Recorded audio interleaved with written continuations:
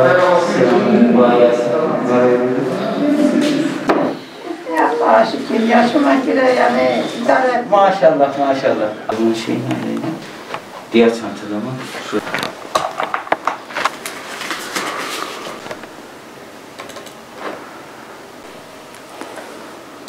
Evet.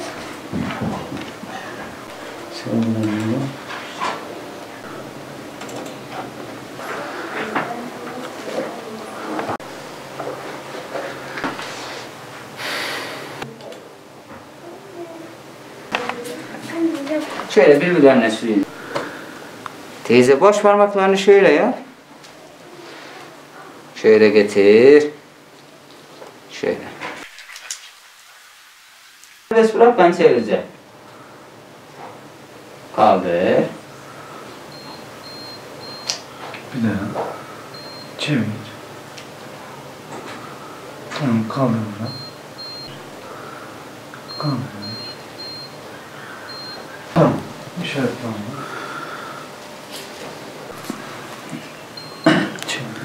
Vallahi çok basit ve hızlı bir şekilde müracaatımıza cevap verildi. Sosyal devlet olduklarını gösterdiler. Bazen devlet hizmet isteyenin ayağına da gider. Müracaatımızı yaptık. Hizmet alacak olan kişinin ayağına geldi devletimiz. Bu yönden çok teşekkür ediyoruz kendilerine. Özellikle nüfus müdürümüze ve valimize bize yardım ettikleri için. Hastamız hem hasta hem yaşlı, 87 yaşında. Hareket etmekte zorluk çekiyor. Aparatlar kullanıyor. Bizim gitmemiz mümkün değildi. Şimdi kan dedi. Şimdi arıyor. Ha? Arıyor, bırak onu. Gelirsiniz. Bu adres değil. Yok. Atabey 1453. Hepsi küçük adım.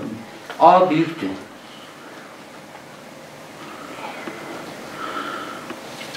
Helal et teyze hakkını. Helal et. Helal olsun, ne demek, bu bizim vazifemiz teyze. Sağ olun, teşekkür ederim.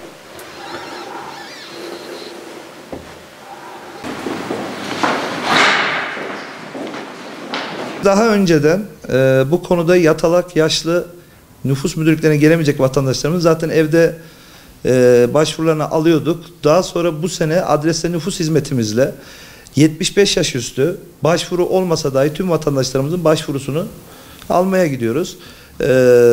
Böylelikle nüfus müdürlüklerinde pandemi sürecinde yaşlılarımızın gelmesi ne kadar sıkıntılı olduğu zaten ortada. Evlerine giderek başvurularını alıyoruz ve kargo aracılığıyla da kimlikleri evlerine kadar geliyor. Yani vatandaşımızı hiç dışarı çıkarmadan parmak izini alıyoruz, başvurusunu alıyoruz, genel müdürlüğümüze gönderiyoruz. Genel müdürlüğümüzden basılarak kargo aracılığıyla evlerine kadar gelmektedir. Bu bizim genel müdürlüğümüzün yaptığı bir gönül projesidir. Başta Sayın Valimiz ve ilçe kaymakamlarımız olmak üzere hepsinin destekleri bu konuda sonsuzdur. Her tür araçtır, gereçtir, yardımlarda bulunmuşlardır.